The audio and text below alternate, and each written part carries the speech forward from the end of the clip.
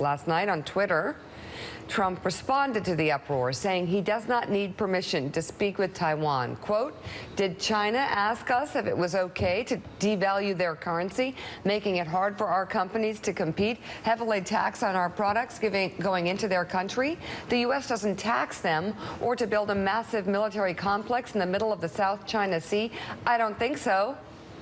But I agree with the Wall Street Journal editorial that we have not had leverage over China for a long time. This is easy leverage, and there are some risks involved, but this shows that in some areas he does not plan to be an in-box foreign policy president. He plans to try to change the board, the shape of the conversation, and to get leverage over countries that in a lot of areas we don't have leverage. I think people who are unsettled by it better get used to it, because this is the way it's going to be. He is going to be a disruptor. Harold, you were with me every year when we were voting on whether to pass MFN for China. Most favored nation. Yeah, what always frustrated me was every year we said, okay, well, we're going to pass it for one more year, but China's going to have to do a better job on human rights. They're going to have to stop stealing our intellectual property, and they're going to have to stop, I forget what the third thing was. Long story short, they would do nothing. In fact, their record would be worse every year.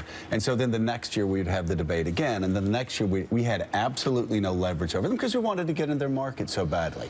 And it was one of the things that Nancy Pelosi and I agreed on, but it was so frustrating.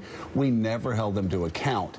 I'm not saying this is the way to do it. We have policy experts here that we're going to get to in a second who I suspect will be very troubled by this.